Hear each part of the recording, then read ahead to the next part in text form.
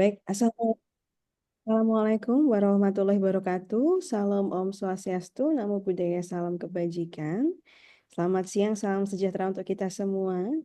Yang terhormat, Ketua Lembaga Penelitian dan Pengabdian kepada Masyarakat Universitas Negeri Semarang, Bapak Profesor Dr. Erben Irianto M.Hum. Yang kami hormati Sekretaris LPPM UNES, Ibu Profesor Dr. Suci Hatiningsih Dian Wisika Prajanti MSc. Yang kami hormati Bapak Ibu Dekan Wakil Dekan Fakultas di Lingkungan Universitas Negeri Semarang. Yang kami hormati Ketua Gugus Kerjasama LPPM UNES Ibu Profesor Dr. Ratna Dewi Kusumaning Tias STMT.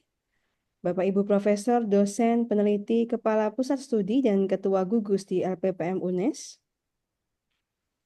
Yang kami hormati narasumber istimewa yang berkenan hadir membersamai Bapak KRMH Tatas HP Broto Sudarmo PhD, beserta moderator Bapak Dr. Ernat Adi Nur Cahyono MPD, dan seluruh Bapak Ibu dosen, dosen staf akademik, dan tenaga kependidikan, mahasiswa hadirin yang berbahagia. Alhamdulillah, puji syukur marilah kita panjatkan karena berkat rahmat Allah Subhanahu wa taala kita bisa berkumpul dalam kesempatan yang baik ini. Semoga kita semua dalam keadaan sehat dan bahagia selalu. Bapak Ibu hadirin yang kami hormati, air beriak tanda tak dalam, air tenang seperti berlian. Izinkan saya ucapkan salam untuk Bapak Ibu hadirin sekalian.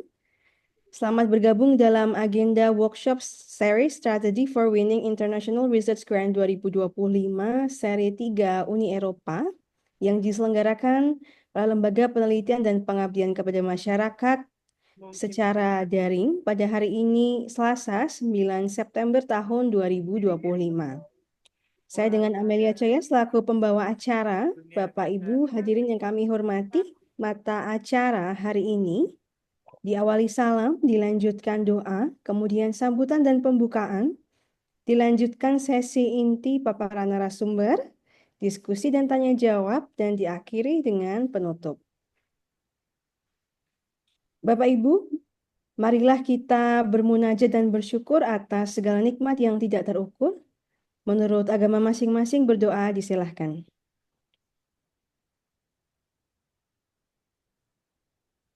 Berdoa dicukupkan. Terima kasih Bapak Ibu hadirin yang kami hormati. Agenda selanjutnya adalah sambutan sekaligus pembukaan oleh Sekretaris Lembaga Penelitian dan Pengabdian kepada Masyarakat Universitas Negeri Semarang. Kami haturkan kepada Ibu Profesor Dr. Suci Hatiningsih Dian Wisika Prajanti MSI. Kami silahkan. Terima kasih Mbak Coya. Bismillahirrahmanirrahim. Assalamualaikum warahmatullahi wabarakatuh. Salam sejahtera bagi kita semua. Om Swastiastu, Namo Buddhaya, salam kebajikan dan salam sehat. Yang terhormat Bapak KRMH Tatas HP Broto Sudarno, PhD. Yang terhormat para wakil dekan 3 di lingkungan UNES, Wakil Direktur 1 Sekolah Pasca Sarjana, guru besar yang hadir, Kapus dan Kagus di lingkungan LPPM, perwakilan gugus kerjasama fakultas, Bapak Ibu peneliti workshop yang saya banggakan. Pertama-tama marilah kita panjatkan puji dan syukur kehadirat Allah SWT yang telah melimpahkan rahmat dan hidayahnya kepada kita semua, sehingga kita bisa berkumpul pada acara Strategi for Winning International Research Grant 2025 seri ketiga European Union. Workshop ini secara khusus menghadirkan narasumber dari Eurasis, sebuah platform Uni Eropa yang bertujuan mendukung kolaborasi penelitian dan mobilitas peneliti di tingkat internasional. Kehadiran Bapak KRMH Tatas HP Broto Sudarmo PhD sebagai Eurasis Worldwide Representative for ASEAN diharapkan dapat memberikan wawasan berharga bagi peneliti UNES dalam memanfaatkan peluang pendanaan riset dari Uni Eropa. Bapak Ibu yang saya hormati, sebagaimana kita ketahui, pendanaan penelitian internasional merupakan instrumen penting untuk meningkatkan kualitas riset memperluas jejaring akademik, sekaligus mendukung pencapaian visi Universitas Negeri Semarang sebagai universitas berwawasan konservasi dan bereputasi internasional. LPPM UNES berkomitmen untuk terus mendorong para peneliti agar mampu bersaing di kancah global maupun melalui proposal riset yang unggul, inovatif, dan relevan dengan isu-isu strategis internasional. Workshop ini difokuskan untuk membekali para peneliti dengan strategi menyusun proposal riset yang berdaya saing, serta memanfaatkan berbagai peluang pendanaan luar negeri, khususnya melalui skema yang difasilitasi oleh Uni Eropa. Program-program tersebut merupakan pintu besar bagi kolaborasi riset yang tidak hanya memperkuat kapasitas akademik, tetapi juga memberikan dampak nyata bagi pembangunan dan hubungan bilateral Indonesia-Eropa. Bapak Ibu yang saya hormati, harapan saya melalui kegiatan ini, para peneliti UNES tidak hanya mampu menulis proposal sesuai dengan standar internasional, tetapi juga membangun jejaring kolaborasi lintas negara yang berkelanjutan. Dengan demikian, kontribusi UNES sebagai perguruan tinggi akan semakin dirasakan baik di tingkat nasional maupun internasional. Akhir kata, saya mengucapkan terima kasih kepada narasumber yang berkenan berbagi ilmu dan pengalaman, serta kepada seluruh peserta yang hadir dengan penuh antusiasme. Ini masih berdatangan lagi yang mau hadir. Semoga kegiatan ini menjadi langkah penting dalam meningkatkan reputasi riset UNES di kancah global. Terima kasih Pro Dewi, terima kasih teman-teman gugus kerjasama, Mbak Amelia Ceoya, Mas Adi. Semoga workshop ini bermanfaat dan berkah bagi kita semua. Terima kasih. Assalamualaikum warahmatullahi wabarakatuh. Waalaikumsalam warahmatullahi wabarakatuh. Terima kasih kami haturkan kepada Ibu Profesor Dr. Suci Hadiningsih Dian Wisika Prajan di MSI. Bapak Ibu hadirin yang kami hormati, menginjak sesi inti yaitu paparan narasumber yang akan dipandu oleh moderator Bapak Dr. Ernad Adi Nur Cahyono MPD. Beliau merupakan dosen dan peneliti pada Prodi Pendidikan Matematika Fakultas Matematika dan Ilmu Pengetahuan Alam UNES. Beliau juga mengemban amanah sebagai Kepala Subdirektorat Reputasi dan Kerjasama UNES. Beliau merupakan alumni Universitas Negeri Semarang pada jenjang S1 dan S2, kemudian alumni Universitas Frankfurt, Jerman untuk jenjang S3. Beliau aktif dalam kegiatan penelitian, pengabdian, kompetisi, serta publikasi bertaraf nasional hingga internasional. Bapak Ibu hadirin, izinkan saya mempersilahkan moderator kita, Bapak Dr. Ernad Adi Nur Cahyono MPD, berkenan memandu sesi narasumber. Kami persilahkan Bapak. Baik, terima kasih Mbak Amel dan Ibu bisa dihentikan. Baik, terima kasih. Bismillahirrahmanirrahim. Assalamualaikum warahmatullahi wabarakatuh. Dan selamat siang semuanya yang saya hormati Prof. Suci dan juga uh, tim dari LP2M dan juga yang saya hormati Bapak Ibu sekalian dan yang spesial sini hadir. Terima kasih Pak Tatas. Alhamdulillah bisa bergabung dan berkenan hadir di sini meskipun secara daring gitu ya dan harapannya bisa bertemu secara luring tapi karena padatnya agenda Pak Tatas eh, kita bisa laksanakan acara ini secara daring dan semoga nanti juga bisa berlanjut untuk berdiskusi dan juga mungkin untuk bekerja sama di waktu yang akan datang gitu ya. Dan baik, terima kasih Bapak Ibu semuanya. Mungkin sebelum kita mulai menyimak paparan dari Pak Tatas, mungkin di sini saya menyapa Pak Tatas gitu ya, atau biasanya kami menyapa Mas Tatas gitu ya. Jadi ya. Baik, jadi sebelum memulai supaya apa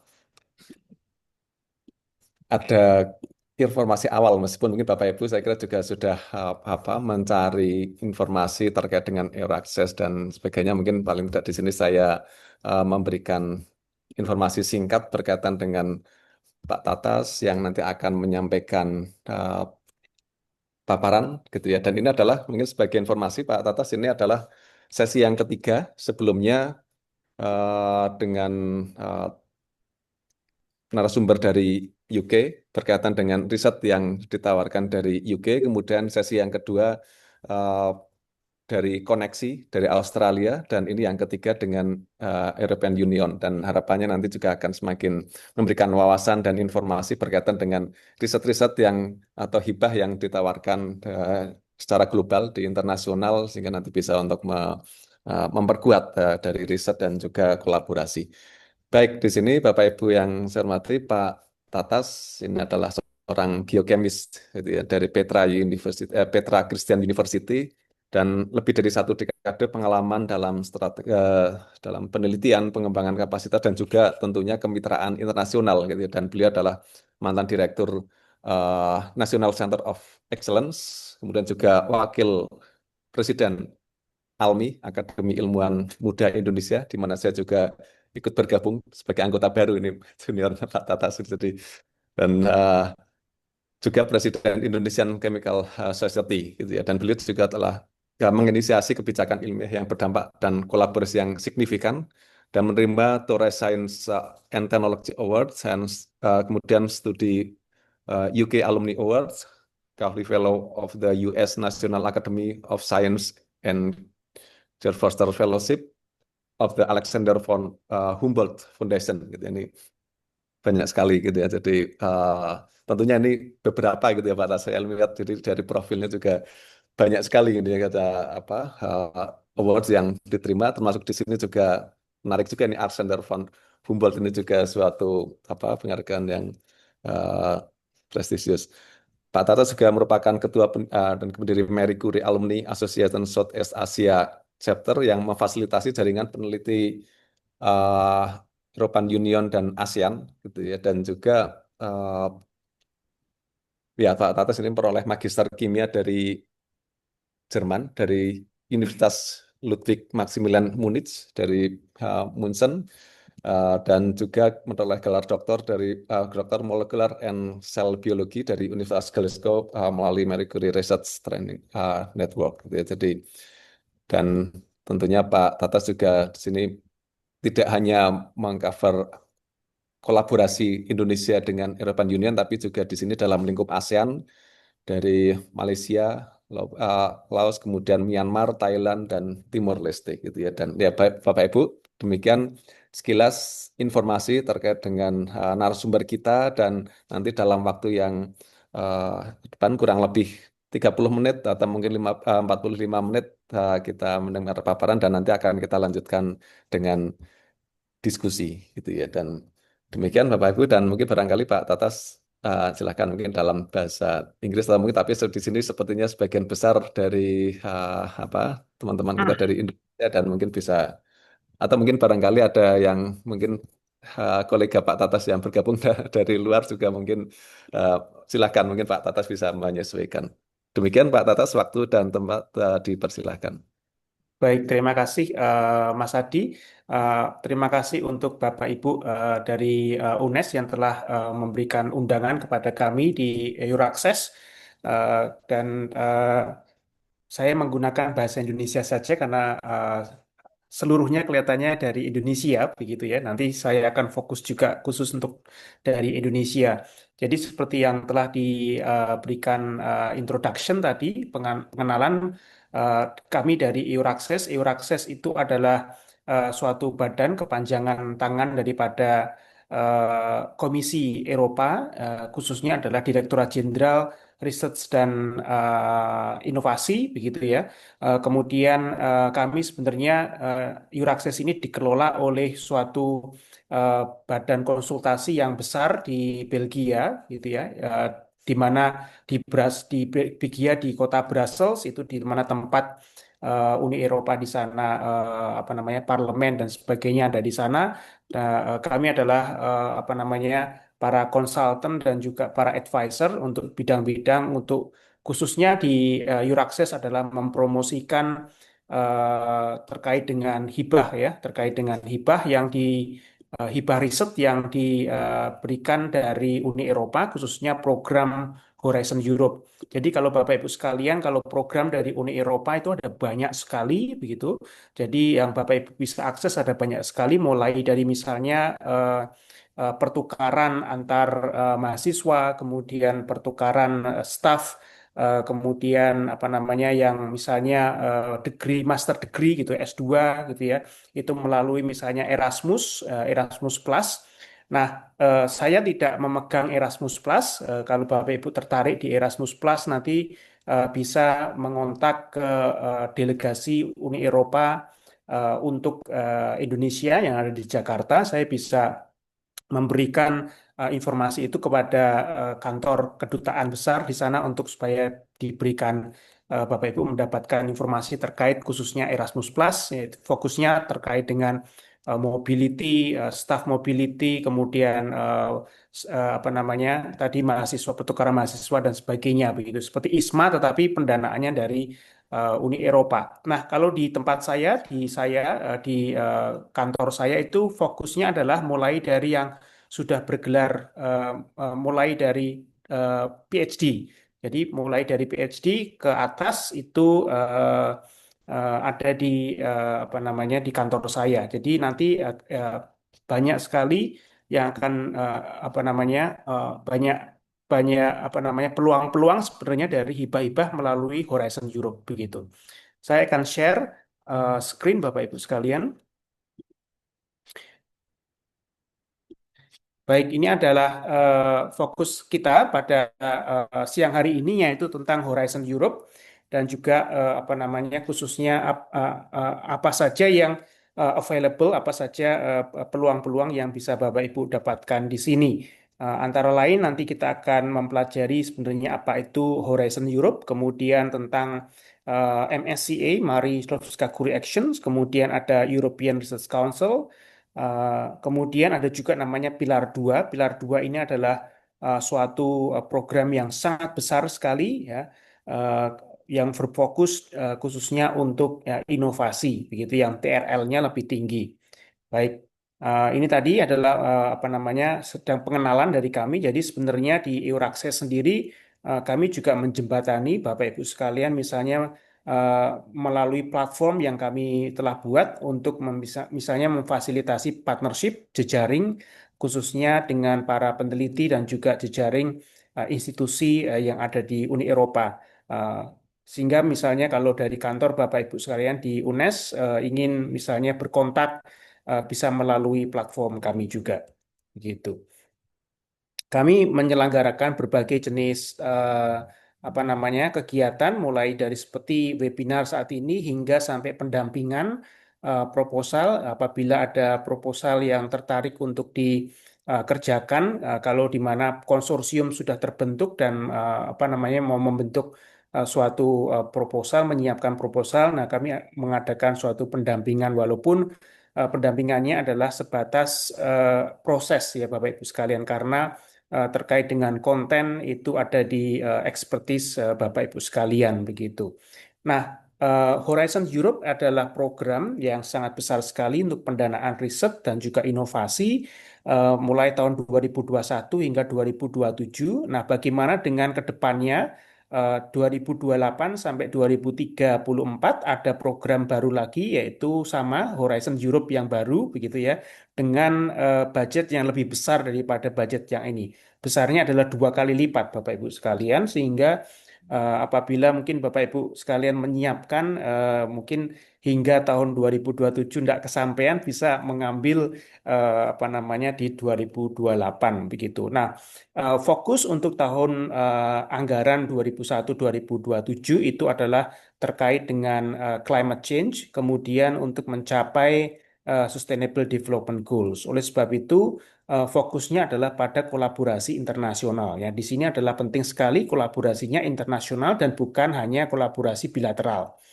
Kemudian fokusnya adalah menguatkan dampak daripada riset. Oleh sebab itu, penilaian dari dalam proposal yang dikembangkan itu tidak hanya pada riset saja, tetapi juga ada bagian dampaknya tadi akan ada apa namanya penilaian terkait dengan hal itu.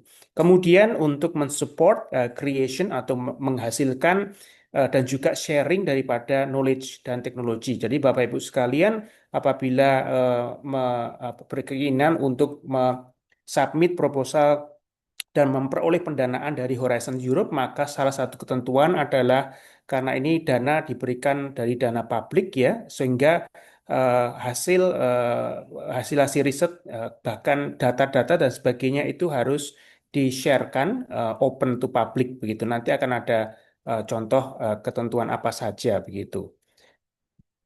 Nah, mengapa Bapak Ibu sekalian berpartisipasi di dalam Horizon Europe? Horizon Europe ini adalah pendanaan yang terbesar di dunia, gitu ya. Eh, Mungkin United States, USA itu kalah dengan ini ya. Ini adalah yang paling besar dari anggaran apa namanya public funding, begitu ya. Kemudian kalau kita lihat pada tahun-tahun masa pandemi itu sekitar 200 juta euro itu mendanai apa namanya penanganan COVID begitu ya. Kemudian sudah 35 Nobel laureate itu yang mendapatkan juga support dari pendanaan Horizon Europe berupa tidak hanya PhD ya mereka bisa membuka apa namanya PhD open position hingga sampai ke risetnya apa namanya secara langsung begitu. Nah, Bapak Ibu yang ingin melihat atau ingin mengakses hibah ini eh, mohon agar mengecek di website itu ada namanya Horizon Europe Work Programs. Work Programs adalah program-program yang dibuka dan di dalam program itu ada banyak sekali open calls gitu ya yang dibuka setiap tahunnya. Eh, Tahun ini akan berakhir karena apa namanya bulan September ini khususnya ada banyak sekali yang sudah mulai ditutup ya nanti bulan hingga bulan November. Kemudian akan dibuka lagi sekitar bulan-bulan Maret, kemudian akan ditutup sekitar September hingga November. Nah, work program yang baru sudah ada Bapak Ibu sekalian draftnya. Jadi draftnya sudah disiapkan, sudah diupload secara publik sehingga Bapak Ibu sekalian bisa ancang-ancang begitu ya untuk mempersiapkan proposal-proposal tersebut begitu. Nanti akan di apa sesi terakhir setelah presentasi akan saya tunjukkan melalui website bagaimana melihatnya begitu. Nah, khusus untuk yang strategic plan 2025 sampai 2027 ini memang kan kita ada di tengah apa namanya tengah program ya, tengah program. Nah, di dalam tengah program ini ada beberapa penajaman bidang yaitu khususnya bidang green transition, digital transition, kemudian terkait dengan resilient dan kompetitif, inclusive and democratic Europe. Nah, apa namanya tiga orientasi strategik ini berada di dalam seluruh calls yang ada. Begitu. Jadi apabila Bapak Ibu bekerja di bidang-bidang tersebut, maka itu menjadi suatu bidang-bidang yang prioritas begitu Bapak Ibu sekalian. Kemudian di situ ada peningkatan daripada budget untuk tahun yang ke ini khususnya fokus terkait dengan biodiversitas dan juga climate change. Khususnya untuk biodiversitas ini kita bisa lihat dengan jelas karena apa namanya biodiversitas di dunia itu menurut database itu sudah berkurang jauh drastis sehingga ada suatu percepatan yang apa namanya diinginkan oleh Uni Eropa untuk melakukan riset biodiversitas ini.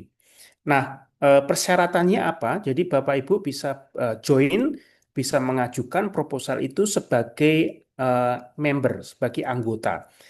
Yang mengajukan, yang menjadi koordinator utama yang mengajukan submit proposal adalah dari pihak Eropa, begitu ya. Dari pihak Eropa. Persyaratannya adalah minimum ada 3 organisasi dari 3 negara di Uni Eropa yang berbeda, begitu. Kemudian itu adalah persyaratan yang minimum. Eh, Apabila persyaratan ini dipenuhi, ya, maka untuk Bapak Ibu sekalian kita ada di Indonesia itu eligible to receive funding. Jadi eligibilitas kita mendapatkan pendanaan apabila ketentuan minimum ini terpenuhi, begitu ya, sehingga pendanaan itu bisa apa namanya dikirimkan ke Indonesia, istilahnya Bapak Ibu sekalian mendapatkan apa namanya grant tadi, begitu ya. Nah, eh, eh, otomatis kecuali adalah Singapura dan Brunei Darussalam karena ini adalah eh, high income third country, begitu. Apabila Bapak Ibu membentuk suatu konsorsium yang melibatkan eh, partner yang ada dari mungkin dari Singapura maupun Brunei, maka harus diinformasikan kepada mereka bahwa mereka tidak mendapatkan pendanaan. Jadi hanya dari Indonesia, Malaysia, Thailand, semacam itu ya, Philippines ya, saja yang mendapatkan pendanaan itu. Nah, Bapak Ibu sekalian, ada 27 negara yang ada di Uni Eropa. Oleh sebab itu, ini adalah 27 ini Bapak Ibu bisa mencari apa namanya partner atau mungkin sekarang sudah memiliki partner-partner mungkin ya dari misalnya dari Austria, dari Belgia, dari Bulgaria, dari Kroasia, dari Siprus, dari Republik Czechia, kemudian Denmark, Estonia, Finlandia, Prancis, Jerman, kemudian dari Greka, dari Hungary, dari Irlandia, Italia, Latvia, Lituania, Luxembourg, Malta, Polandia, Netherlands, Portugal, Rumania, Slovakia, Slovenia, Spanyol, dan Swedia. Nah, ini adalah 27 negara Uni Eropa, Bapak Ibu sekalian. Nah, mungkin eh, pernah ada yang bertanya kepada saya, apakah ada suatu apa namanya prioritas secara khusus? Memang tidak ada dideklarasikan. Namun demikian, karena ini adalah uang publik daripada Uni Eropa, sehingga biasanya itu akan apa namanya akan melihat misalnya keterlibatan daripada negara-negara yang misalnya contohnya negara-negara yang bukan negara-negara yang main gitu ya. Misalnya negara-negara yang main itu misalnya eh, Jerman, Prancis dan sebagainya. Kalau Bapak Ibu melibatkan negara-negara misalnya di Eropa yang Timur misalnya atau semacam itu, maka biasanya akan lebih banyak opportunity yang ada. Nah, selain 27 EU member states yang dapat menjadi koordinator daripada proposal Bapak Ibu sekalian, associated countries juga bisa menjadi koordinator. Jadi associated countries itu terdiri dari misalnya di sini diberikan gambar warna orange, ya, misalnya Kanada, Turki, ya, kemudian Ukraina, kemudian United Kingdom, UK, United Kingdom, kemudian ada di apa namanya Norwegia, kemudian ada eh, Tunisia, kemudian baru saja tahun ini yaitu Maroko, kemudian Mesir itu menjadi associated countries, kemudian Korea dan ya, New Zealand, ya, Korea dan New Zealand itu menjadi associated countries dan mereka bisa menjadi PI, bukan PI tapi coordinator, ya, koordinator. Tugas daripada koordinator adalah menyusun proposal dari seluruh member itu tadi, kemudian mensubmit dan juga apa namanya menjadi moderasi dan memastikan seluruh proposal dan juga nanti ketika uang datang itu distribusi work package itu eh, project itu dapat dipenuhi dengan baik, itu adalah koordinator. Nah, apabila eh, Bapak Ibu sekalian setelah membentuk konsorsium tersebut, gitu ya, telah tergabung di dalam konsorsium tersebut, sehingga ini adalah step yang pertama, itu adalah konsorsium, maka Bapak Ibu sekalian bisa mengambil beberapa apa namanya, beberapa program-program besar. Yang pertama adalah program di dalam pilar satu. Ada dua pilar yang utamanya. Pilar pertama, pilar satu ini fokus pada excellent science. Maksudnya apa? Excellent science adalah memberikan pendanaan yang fokusnya adalah peneliti. Misalnya peneliti adalah terkait dengan kapasitas daripada peneliti.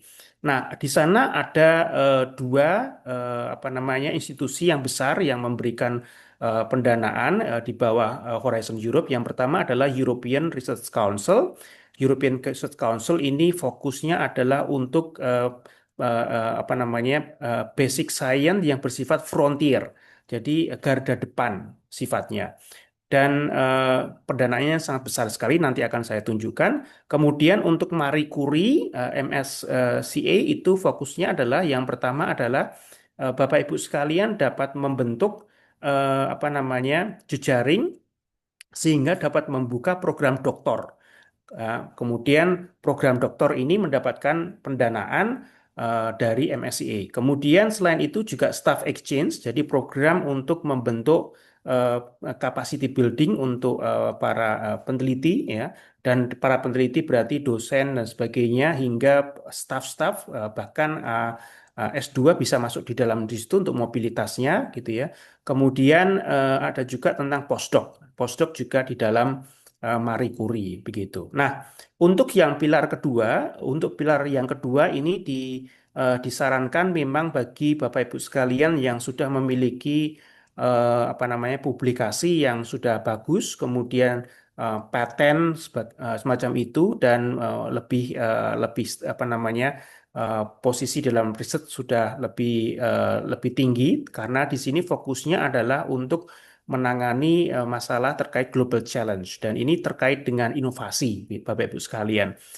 Ada beberapa apa namanya action atau beberapa program besar yaitu RIA, Research and Innovation Actions, itu fokusnya adalah untuk melakukan penelitian yang fungsinya adalah untuk menghasilkan pengetahuan yang baru atau khususnya teknologi yang baru.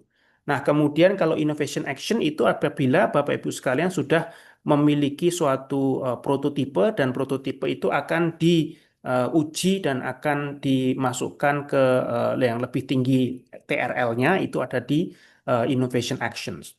Kemudian ada juga coordination and support action, tetapi ini hanya berfokus pada untuk apa namanya mensupport terkait dengan standarisasi dan sebagainya begitu. Ini yang biasanya top down dari apa dari pihak yang ada di Eropa begitu. Nah, pilar satu itu sifatnya bottom up sehingga Bapak Ibu sekalian bisa mendiskusikan bidang apa namanya tema daripada riset sendiri, kemudian diajukan, disubmit ke ERC atau MSCA itu terserah Bapak Ibu sekalian. Tetapi untuk pilar yang kedua ini top down artinya ada 6 klaster. Nanti akan kita lihat 6 klaster itu apa saja, mulai dari kesehatan hingga sampai ke sosial, bidang-bidang sosial hingga sampai pangan, agriculture dan sebagainya. Nah, kita masuk ke MSCA lebih dahulu, Marie Curie. Dan Marie Curie ini adalah flagship funding yang fokusnya adalah education. Seperti yang saya tadi telah informasikan bahwa fungsinya adalah yang pertama adalah untuk membentuk suatu program doktor. Jadi Bapak Ibu sekalian yang di UNES yang sudah memiliki program doktor bisa mungkin leading apa namanya yang mengajar di sana bisa membentuk riset sehingga dapat mendapatkan pendanaan untuk program doktor tersebut. Kemudian juga training postdoktoral, artinya misalnya Bapak Ibu sekalian yang sudah bergelar doktor yang muda mungkin bisa melakukan postdoc di Uni Eropa, atau Bapak Ibu sekalian yang sudah apa namanya menetap di Indonesia yang ingin mendapatkan postdoc dari Uni Eropa atau associated countries ke tempat Bapak Ibu untuk bekerja di tempat Bapak Ibu di UNES begitu ya, bekerja sebagai pegawai kontrak di UNES, dikontrak dan dibayar dari MSCA gitu. Kemudian terkait dengan apa namanya program staff exchange, yaitu untuk training dan skill daripada staff development. Ini adalah program yang bottom up. Ketika Bapak Ibu akan menyusun proposal, kemudian mengirimkan, maka Bapak Ibu perlu mensubmit, kemudian akan direview oleh orang-orang yang tergabung di dalam beberapa bidang ilmu begitu. Yaitu mulai dari life science, mathematics, physics, social sciences, Chemistry, Economics, Engineering, Environment. Misalnya saya itu tergabung di bidang chemistry dan saya tidak akan mereview misalnya bidang yang engineering atau apa gitu ya, karena setiap ini punya punya sendiri-sendiri begitu eh, yang bekerja di sana. Kemudian untuk yang postdoc ada tambahan yaitu tentang bidang-bidang Euratom, yaitu bidang-bidang nuklir dan sebagainya yang masuk di sana. Nah, ini adalah program yang ada yang dibuka gitu setiap tahunnya, akan dibuka setiap tahun, yaitu misalnya postdoc. Postdoc itu memberikan funding per bulannya adalah sekitar 6.700 euro selama 2 sampai 3 tahun. Kemudian program doktor untuk men-set up program doktor itu fundingnya kurang lebih 2,7 juta euro, proyeknya antara 4 sampai 5 tahun. Kemudian program staff exchange itu eh, mendapatkan pendanaan, fokus pendanaannya hanya untuk mobilitas Bapak Ibu sekalian, walaupun ada juga pendanaan terkait dengan risetnya, tetapi kecil di sini ya, yaitu 1,6 million juta untuk proyek selama 4 tahun, karena fokusnya lebih banyak ke mobilitas. Nah, persyaratan di dalam konsorsium eh, itu biasanya adalah harus tergabung antara organisasi akademik dan non-akademik. Apabila konsorsium Bapak Ibu misalnya semuanya dari perguruan tinggi, ya, universitas itu biasanya eh, ditolak gitu ya. Jadi harus menggabungkan antara universitas, institut riset, ya, kemudian juga non-akademik, organisasi non-akademik itu misalnya ada small medium enterprise UMKM misalnya ya. Eh, Kemudian ada juga yang lainnya begitu ya, museum dan sebagainya yang lainnya. Jadi gabungan antara akademik dan non akademik semacam itu. Nah, ini adalah contoh untuk yang postdoctoral fellowship. Bagi yang muda itu dapat mengambil European Fellowship, artinya mengambil program postdoc di Uni Eropa atau di Associated Countries dengan mengontak host yang ada di sana, kemudian mengirimkan, mensubmit proposal secara langsung, dan ini sifatnya adalah individual, sangat individual karena hanya 3 orang minimum, bisa 2 orang paling tidak ya, itu host dan dia sendiri yang akan ambil postdoc. Sedangkan Global Fellowship artinya kita menerima postdoc dari Uni Eropa, kita persyaratannya adalah kita di Indonesia, Bapak Ibu sekalian, harus berpartner dengan profesor atau apa yang akan menjadi koordinator yang ada di Uni Eropa. Kemudian Bapak Ibu merekrut 1 orang apa postdoc yang akan bekerja di tempat Bapak Ibu, maka mereka akan dari Uni Eropa akan datang ke tempat Bapak Ibu sekalian dan menghabiskan waktu 1 sampai 2 tahun di UNES, kemudian harus kembali ke Uni Eropa 12 tahun. Kok 12 tahun? 12 bulan, lama sekali. 12 bulan ya. Jadi 1 tahun ya, 3 tahun totalnya. Nah, eh, bisa ini opsional kalau misalnya mau placement di non-akademik, di perusahaan misalnya ataupun di NGO, itu bisa maksimum 6 bulan. Nah, ini adalah program doktor. Jadi Bapak Ibu sekalian bisa membuka, ada 3 jenis program doktor yang bisa dibuka. Yang pertama adalah program doktor yang standar program. Program doktor standar artinya adalah Bapak Ibu membentuk konsorsium, di mana konsorsium itu mengerjakan suatu proyek yang besar. Masing-masing PI itu ada fokusnya gitu ya, fokus penelitiannya apa begitu ya. Nah, eh, joint supervision memungkinkan di sana, encourage tetapi tidak harus begitu ya. Kemudian secondment artinya mahasiswa doktor itu eh, harus atau wajib ya istilahnya, sepertiga, maksimum sepertiga eh, daripada durasi doktornya itu dikerjakan di tempat yang lain, misalnya begitu ya.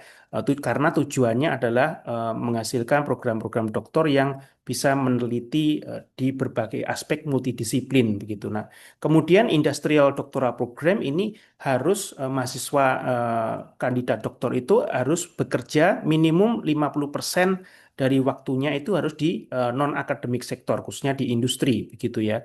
Bapak Ibu ada joint supervision di sana.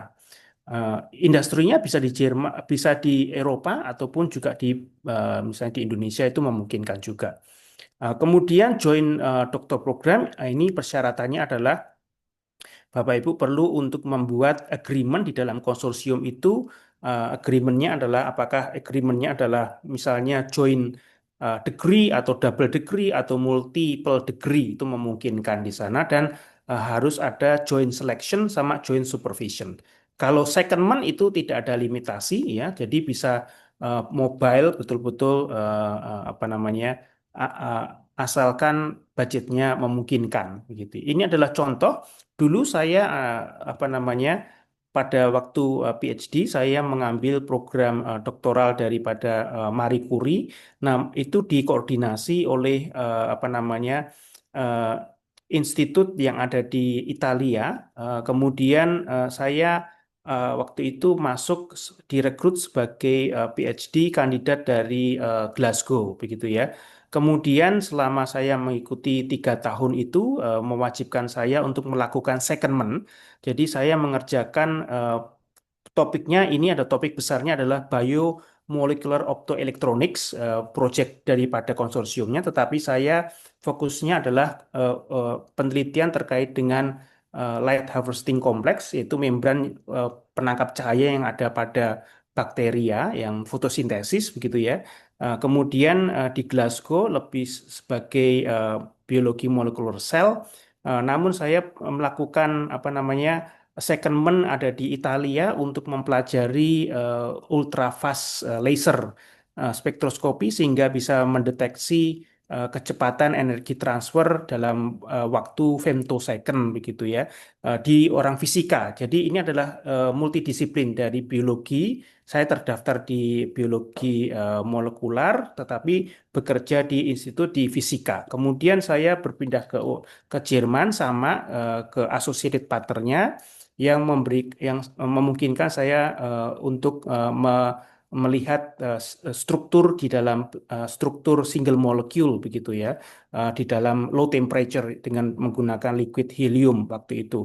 Nah, yang ada di orang fisika juga. Kemudian saya berpindah ke Perancis di sana di CNRS itu badan atom di Perancis untuk meneliti raman spektroskopi di sana di sana karena ini adalah apa institut sehingga institut atom tenaga atom sehingga multidisiplin jadi bidangnya semacam itu. Dan terakhir kemudian saya ke IBM bekerja di IBM Ruslicon mengambil secondment di sana untuk belajar ekonomi bisnis jadi ekonomi bisnis karena di sana adalah fokusnya di IBM Ruslicon itu adalah bagaimana dari science into business sehingga menjadi chip yang sekarang Lenovo ya saya bukan apa promosi tapi itu adalah apa namanya salah satu dengan menggunakan teknologi apa namanya energi transfer tadi. Kemudian terakhir ditutup dengan eh, apa namanya disertasi dan kemudian memberikan Viva itu ada di Glasgow. Nah, ini adalah program standar standar PhD. Apabila Bapak Ibu membuat semacam join maka biasanya mahasiswa kandidat doktor itu bisa mengambil mendapatkan gelar dari beberapa universitas langsung begitu.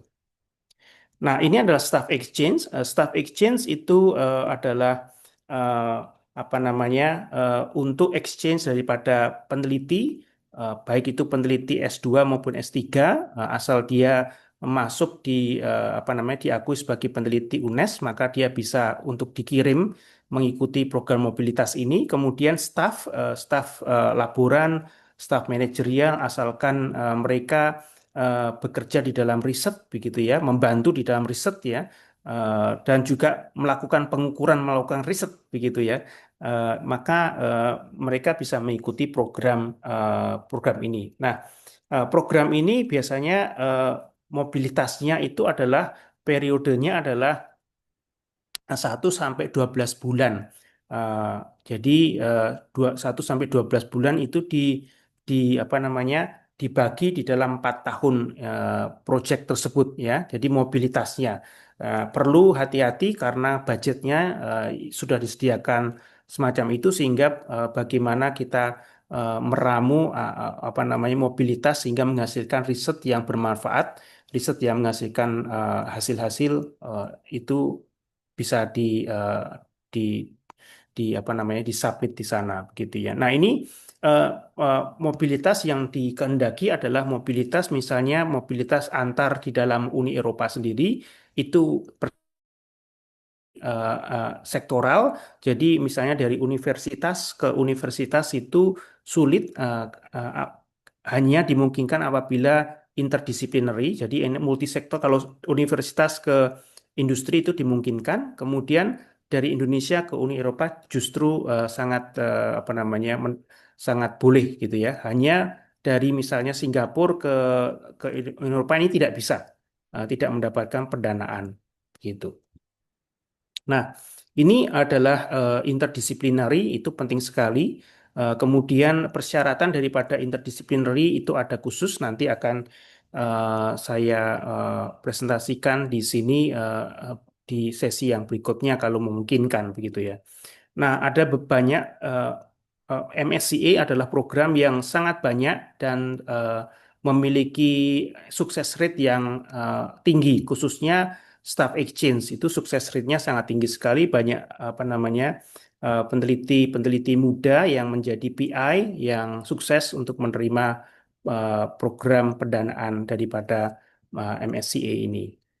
Nah, ini adalah sebenarnya untuk yang postdoktoral sudah tutup besok. Jadi kalau nanti akan saya tunjukkan websitenya kemana, tetapi dari tadi saya membuka itu loading terus ya. Ini ada jutaan mungkin banyak orang yang akses ke sana sehingga lumayan agak hang begitu ya. Kemudian Oktober Staff Exchange, ke November Doctoral Networks. Tahun depan akan dibuka pada bulan yang sama dan ditutup pada bulan yang sama. Jadi Bapak Ibu bisa mempersiapkan itu, mengontak rekan-rekannya.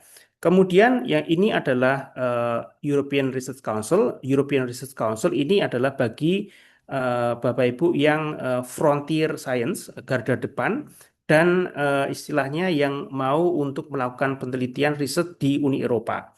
Eh, jadi ada mulai dari starting grant. Starting grant itu adalah apabila Bapak Ibu yang sudah PhD eh, antara 2 sampai 7 tahun setelah PhD maka bisa mengambil program starting grants, kemudian consolidator grants, kemudian advanced grants. Eh, Mulai dari starting grants sampai advanced grants ini wajib untuk tinggal di Uni Eropa paling tidak 50% dari waktunya begitu ya. Eh, karena harus mengestablish apa namanya eh, research group yang ada di Uni Eropa gitu. Kemudian kalau sinergi grants itu adalah salah satu-satunya yang bisa tetap tinggal di Indonesia gitu ya tanpa perlu di Uni Eropa. Nah, sinergi grant ini adalah konsorsium antara 2 sampai 4 principal investigator. Proyeknya adalah 6 tahun dan mendapatkan pendanaan sampai 10 juta euro. Sedangkan proof of concept itu hanya untuk yang sudah pernah mendapatkan apa namanya ERC begitu. Nah, tahun ini tahun yang sangat khusus, istimewa karena ketika mendapatkan starting grant, consolidator grants atau advanced grants atau synergy grants, kalau ingin melakukan uh, ingin mengestablish research yang ada di Uni Eropa maka mendapatkan tambahan 1 juta euro. Jadi on top, jadi atas 1,5 misalnya untuk starting grant itu mendapatkan 1 million euros juga di sana gitu. Kemudian ini adalah banyak sekali yang muda-muda dari Indonesia sebenarnya yang sudah apa namanya berhasil untuk mendapatkan starting grant, demikian pula yang lainnya ya. Eh, Nah, eh, program ini adalah apa namanya calls-nya. Bapak Ibu mungkin cek saja di websitenya ERC itu akan ada calls untuk yang apa term yang berikutnya. Nah, sekarang kita masuk ke pilar yang kedua. Pilar yang kedua ini adalah fokus untuk global challenge dan industrial competitiveness. Ada 6 cluster mulai dari health, culture, creativity, inclusive society, kemudian ada civil security for society, digital industry and space, climate, energy and mobility, food, bioeconomy, natural resources, by agriculture and environment. Nah, ini adalah budget-budget yang ada di tahun ini, begitu.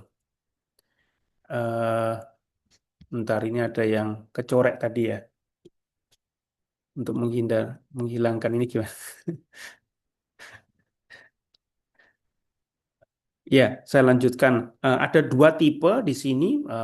Tipenya adalah RIA dan IA. RIA itu apabila proposal Bapak Ibu sekalian TRL-nya 2 sampai 3, kemudian hasil akhirnya nanti TRL-nya harus 5 ke 6.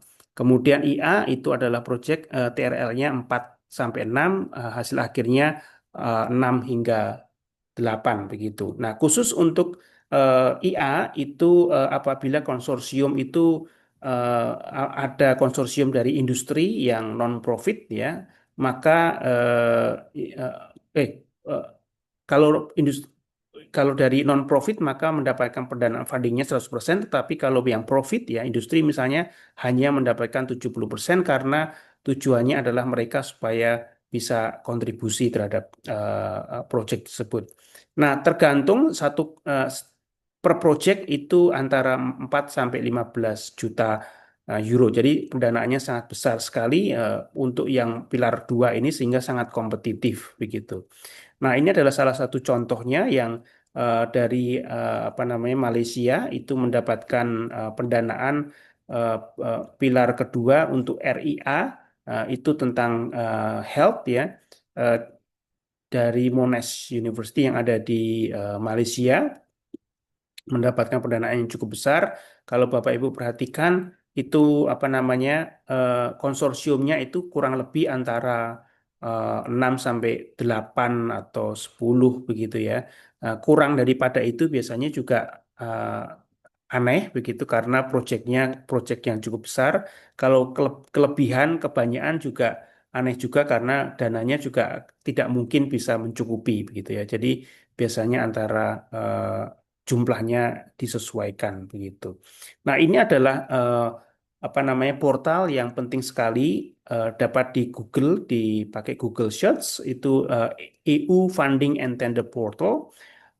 Maka di situ akan muncul kalau misalnya ke funding calls for proposals, itu di situ ada banyak sekali calls for proposals. Bapak Ibu sekalian bisa mengunjungi, namun pada saat ini mungkin agak sedikit lambat karena deadline-nya itu adalah pada minggu-minggu ini ya, sehingga banyak sekali akses orang yang mengakses untuk upload dan sebagainya begitu. Nah, ini terkait dengan apa namanya untuk melakukan analisa maupun mencari partner, itu bisa dilakukan di berbagai portal yang disediakan oleh Uni Eropa. Uni Eropa sendiri punya portal yaitu khususnya adalah Funding and Tender Portal tadi. Cordis itu adalah untuk apa namanya semua yang mendapatkan pendanaan itu pasti memiliki ID, semacam DOI gitu ya, DOI yaitu kemudian kita bisa mengetahui proyeknya apa, reportnya seperti apa, itu ada di Cordis gitu ya. Kemudian ada NCP platform itu khususnya untuk database-database akan saya tunjukkan nanti, dan Euraccess itu untuk partnering tools-nya. Ya, saya mungkin tidak perlu sampai di sini, Bapak Ibu. Mungkin saya akan menunjukkan di ini ya, di website.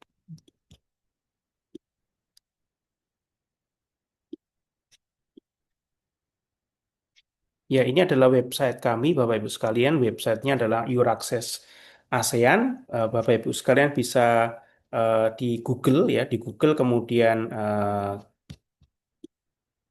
menuliskan Euraccess ASEAN. Coba pakai Google ya.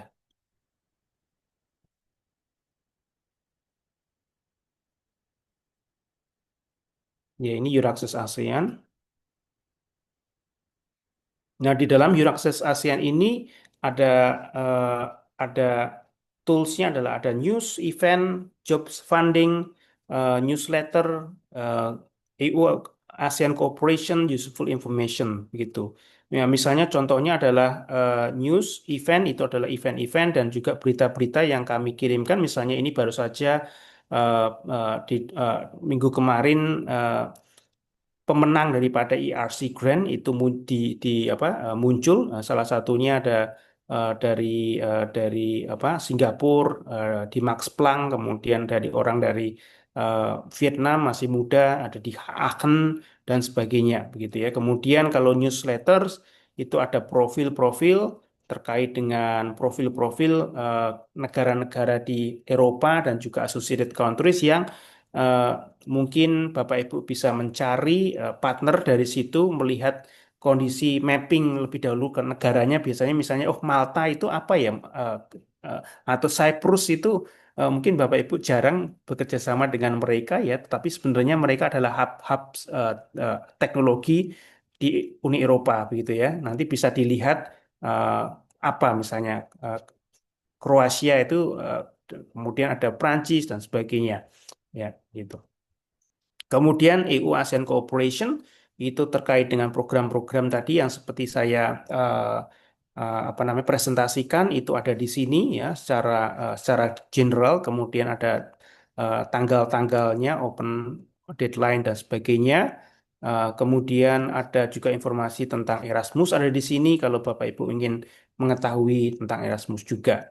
Kemudian untuk useful information adalah informasi misalnya Bapak Ibu butuhkan. Kalau saya mau, misalnya Bapak Ibu mau apply itu bagaimana sih? Maka kita membuat ada 6 langkah untuk aplikasi Horizon Europe. Nah, di sini Bapak Ibu bisa apa namanya mengikuti. Misalnya harus persyaratannya harus mendaftar, harus memiliki namanya partisipan identification code number satu, organisasi hanya satu, misalnya UNES hanya satu saja yang dibutuhkan untuk mengakses seluruh apa namanya seluruh hibah yang ada di Uni Eropa. Jadi siapapun itu dipegang oleh biasanya satu departemen ya. Kemudian tugas dari departemen itu adalah apa namanya membantu seluruh aplikan yang dari UNES begitu. Kemudian apa namanya ada terkait dengan peraturan Open Science. Eh, Mohon maaf harus saya.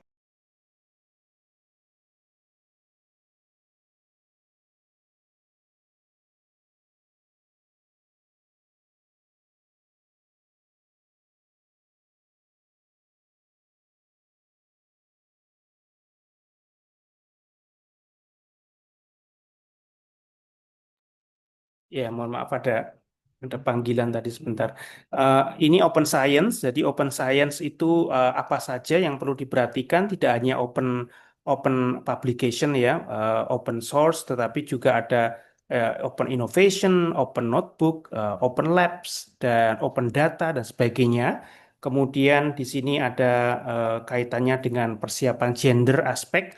Ini adalah sangat apa di highlight di dalam proposal itu ada ketentuannya secara khusus ya, gender balance di dalam proses apa namanya di dalam project team eh, levelnya semacam apa, juga terkait dengan di dalam riset sendiri apakah ada dimensi daripada gender itu. Kemudian ada informasi tentang Bapak Ibu yang melakukan apa riset otomatis harus mengacu pada Code Conduct Research Integrity, khususnya terkait dengan aspek-aspek etika. Ketika mensubmit itu kan biasanya ada melampirkan apa namanya eh, lampirannya yang akan disubmit itu perlu untuk mengacu pada Code of Conduct. Kemudian bagi Bapak Ibu yang riset terkait dengan artificial intelligence menggunakan generatif AI, itu ada apa namanya, ada aturannya juga di sini, yaitu di responsible use of generative AI in research, khusus untuk di research ya. Misalnya kalau Bapak Ibu menggunakan apa namanya, CNN dan sebagainya gitu, menggunakan algoritma dan sebagainya, itu ada ketentuannya di sini, harus mengacu di sini. Kemudian yang terakhir bahwa Bapak Ibu sekalian, kita yang ada di sains teknologi, research itu apa namanya, merupakan sekarang saat ini itu memiliki value terkait dengan security value, politik ya.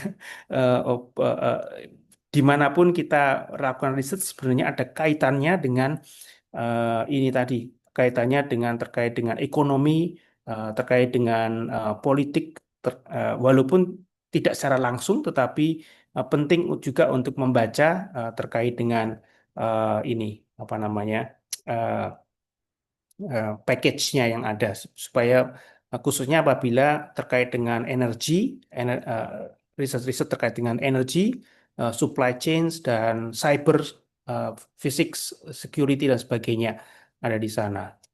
Nah, kemudian apabila Bapak Ibu mendapatkan apa namanya, mendapatkan eh, hibah ini, maka khususnya yang MSCE tadi, mendapatkan hibah, kemudian Bapak Ibu perlu untuk me-advertise posisi-posisi doktor, misalnya kalau mendapatkan hibah doktor atau apa namanya, kebanyakan program doktor ya. Jadi itu bisa dilihat di jobs opportunities. Nah, bisa diklik di sini ya, jobs funding.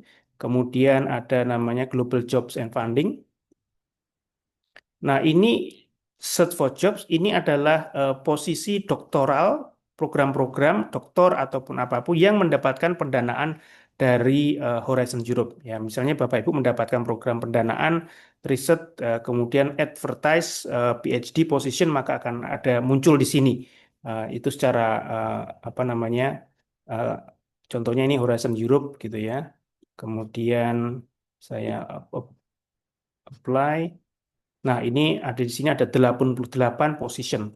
Misalnya postdocs ini juga bisa, tapi ini programnya biasanya kalau postdoc di sini artinya adalah eh, universitas yang sudah apa namanya, menggunakan program co-funding ya, itu bisa membuka program ini ya. Misalnya PhD holder ini misalnya contohnya semacam itu.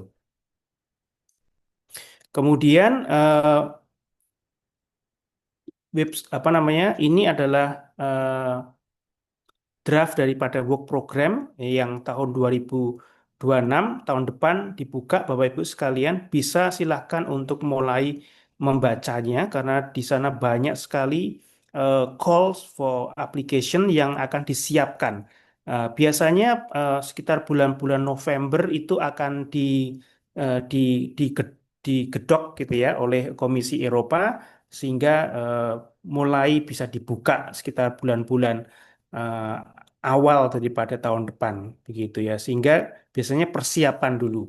Eh, Sebagai contoh, misalnya saya akan mengklik pada klaster eh, saya apa ya, asal ya Bapak Ibu, saya acak aja ya, misalnya cluster health ya, cluster health, saya klik di sini,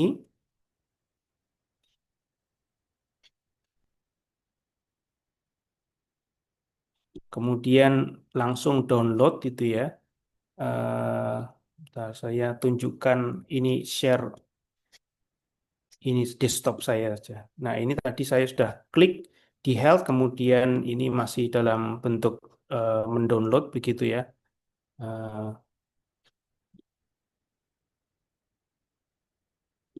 Bentar, sekali lagi mungkin. Iya, agak lama ini ya Bapak Ibu biasanya. Tadi saya sudah download, itu ada di mana ya? Ini ya. Ini, oh ini masih dalam proses.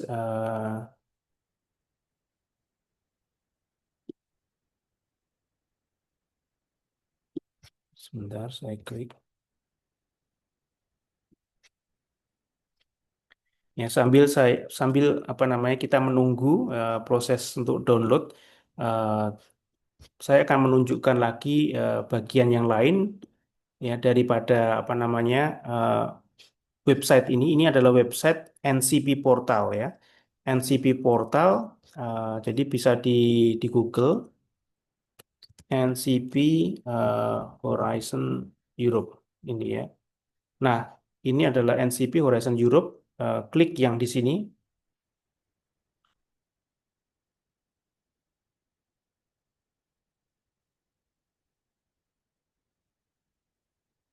Ya, NCP Horizon Europe. Nah, NCP itu kepanjangan dari National Contact Point.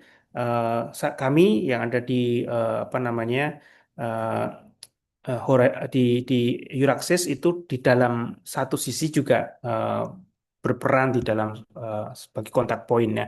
Di sini itu Bapak Ibu bisa melihat bisa di menu ya. Menu itu ada banyak sekali informasi yang ada.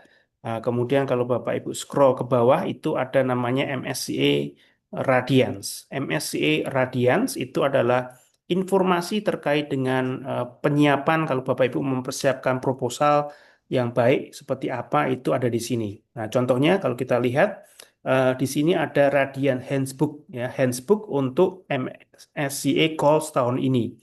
Tahun depan itu tidak terlalu jauh berbeda gitu ya aturan apa namanya petunjuknya. Jadi Bapak Ibu bisa menyiapkan mulai dari sekarang. Ya, ini kita klik tadi ya. Ini adalah dokumen-dokumennya, handbooknya, mulai dari misalnya co-funding. Co-funding ini saya tadi tidak jelaskan karena co-funding ini bilateral. Ini masih ada usulan dari Kemenristek, Dikti untuk melakukan co-funding karena harus bilateral Bapak Ibu sekalian. Eh, Harus di aras kementerian. Jadi tidak dan harus kementerian dan harus ada universitas yang nanti responsibel siapa gitu. Jadi kita masih godok gitu. Kemudian di sini misalnya handbook untuk yang postdoktoral, kemudian SE ada staff exchange, kemudian ada juga yang handbook yang lainnya ada di sini. Gitu. Saya akan coba buka yang staff exchange ya. Eh, ada handbook, ada submission guide ya. Handbooknya lebih dahulu. Handbook lebih dahulu. Ini adalah handbooknya. Jadi handbooknya ini isinya adalah jadi ada terkait dengan eh, apa itu persyaratannya, template-nya seperti apa kalau mau submit gitu ya, layoutnya seperti apa, hingga aspek-aspek yang akan dinilai. Aspek excellence, impact, quality, and efficiency of implementation. Kemudian participating organization, eh, penggunaan generatif AI dan sebagainya. Kemudian coba kita lihat, ini apa namanya eh, bukunya. Jadi istilahnya ini adalah Bapak Ibu harus membaca ini ya. Bisa dibaca karena cukup detail begitu ya. Misalnya deadline-nya adalah untuk Oktober tahun ini. Kemudian ini adalah konsorsium persyaratannya seperti apa saja persyaratannya lengkap didetailkan. Kemudian segmennya ya mobilitas segmennya kemana saja. Eh, oh, maaf kepencet tadi ya. Kemudian di sini ada resubmission apabila proposal Bapak Ibu ditolak ya, maka ada kemungkinan tahun depan setelah direvisi diajukan. Jadi jangan sampai discourage ya Bapak Ibu sekalian karena ada banyak misalnya teman saya dari Thailand itu juga kita submit eh, hampir apa namanya 2 kali ya. Kemudian ketiga kalinya tahun ini eh, coba untuk mesapit lagi. Biasanya mengapa begitu? Karena ada batas nilai dan yang mendapatkan batas nilai yang ada di situ banyak gitu. Jadi antrian banyak sehingga ketika disubmit otomatis apa namanya tahun depan ranknya akan semakin meningkat untuk bisa didanai begitu. Kemudian ada konsorsium agreement yang ada di konsorsium terkait misalnya dengan pendistribusian keuangan, budget dan sebagainya. Kemudian ada partnership agreement juga ada, artinya adalah untuk organisasi yang menjadi partner, artinya mensuplai, eh, memfasilitasi beberapa riset, tetapi dia tidak mendapatkan dana gitu ya, itu melalui partnership agreement. kayak subkontrak gitu ya, semacam di subkontrakkan begitu ya. Tapi tidak ada istilah subkontrak gitu ya. Kemudian ada gender equality plan dan sebagainya. Kemudian diseminasi plan. Jadi Bapak Ibu sekalian kalau melakukan penelitian itu harus memikirkan diseminasinya itu seperti apa, itu harus benar-benar terprogram dengan baik gitu. Kemudian di sini misalnya submission process ya melalui funding and tender portal, kemudian ada bagian apa namanya bagian yang online harus diisi itu oleh koordinator. Bapak Ibu sekalian itu biasanya mengisi bersama-sama dengan eh, member daripada konsorsium untuk melengkapi part B. Part B adalah terkait dengan template proposal. Biasanya kalau MSCA itu tidak banyak gitu ya yang apa namanya yang harus Bapak Ibu isi itu sebenarnya tidak banyak begitu ya.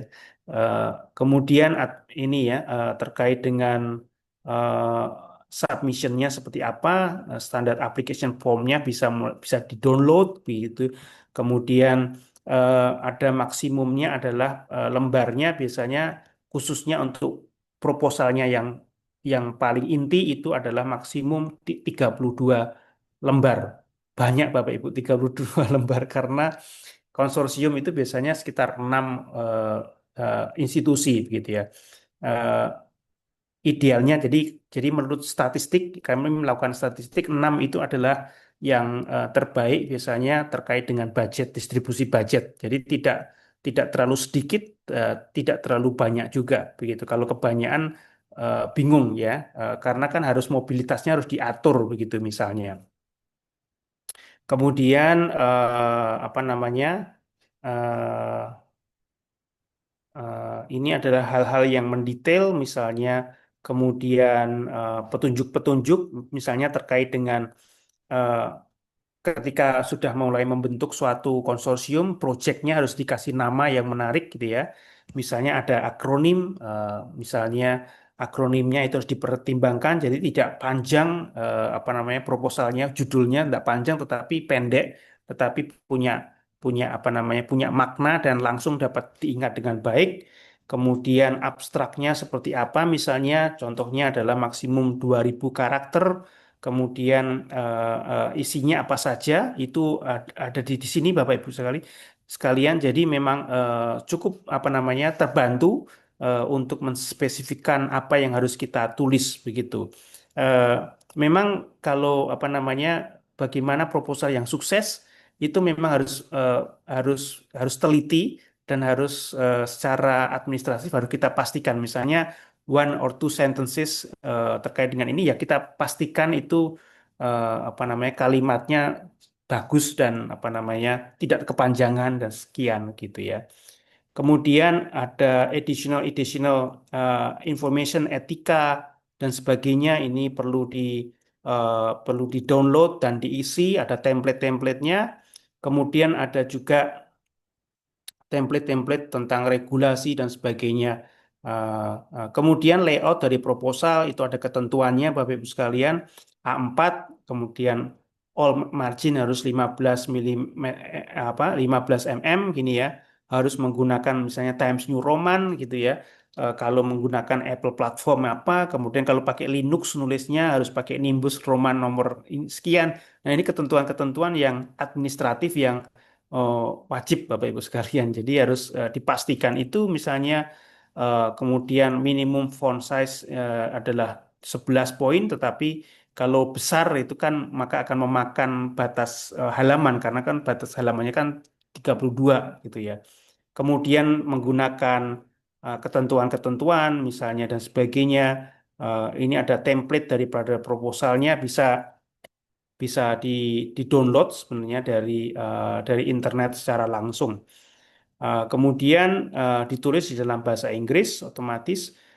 Kemudian beberapa aspek-aspek itu definisi-definisinya itu dijelaskan Bapak Ibu sekalian. Jadi misalnya apakah artinya deliverable, apakah artinya impact, kemudian objektif itu apa, outcome seperti apa, kemudian pathway to impacts ya. Jadi impact, tetapi bagaimana pathway, jalan program apa yang kita susun untuk mencapai impact tersebut itu harus dideskripsikan, Bapak Ibu sekalian.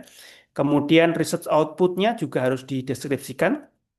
Misalnya outputnya apa? Jadi tidak hanya sekedar publikasi, Bapak Ibu, tapi outputnya misalnya software itu juga masuk di dalam output, kemudian algoritma, kemudian protokol-protokol atau notebooks itu juga atau dalam bentuk misalnya outputnya dalam bentuk misalnya adalah apapun itu, gitu ya. Nanti perlu diunggah juga di core disk. Kemudian ini adalah hasil-hasilnya.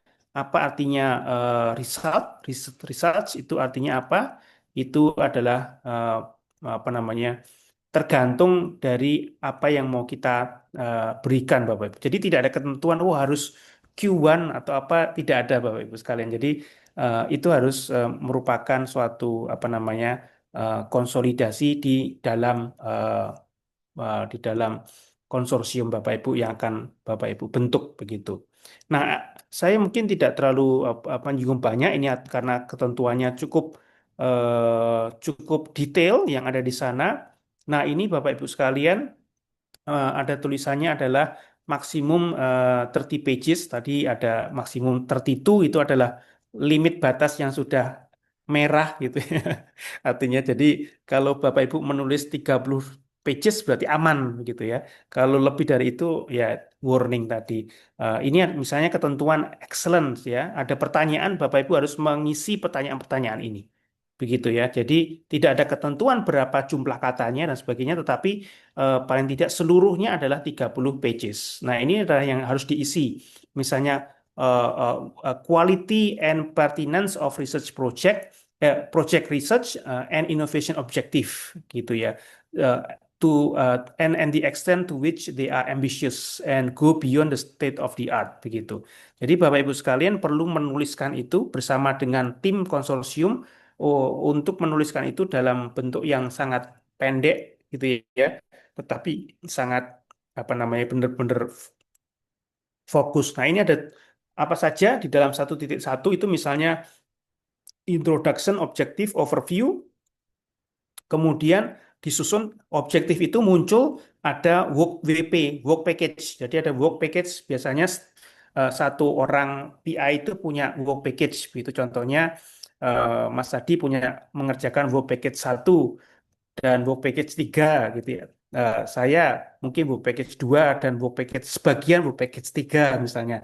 Nah, itu juga bisa bisa bisa terjadi overlap semacam itu, harus didiskusikan dan juga harus mengacu bahwa itu mengacu pada objektif apa dan apa namanya luarannya apa gitu. Jadi harus benar-benar dipastikan kalau luarannya itu apa, maka biasanya disitulah ada misalnya publikasi misalnya, maka akan terlihat terjadinya kerjasama itu. Jadi publikasinya pasti akan muncul nih beberapa institusi di situ akan muncul publikasi yang saling joint publication begitu pasti akan muncul di sana. Ini ada misalnya aspek-aspek yang mendasar program risetnya semacam apa. Contohnya ini adalah in light of the current state of existing networks. Jadi ini adalah staff exchange. Itu juga pertanyaannya terkait dengan excellence-nya adalah bagaimana itu excellence-nya bisa terlihat benar-benar di dalam network yang kita bentuk tadi, gitu.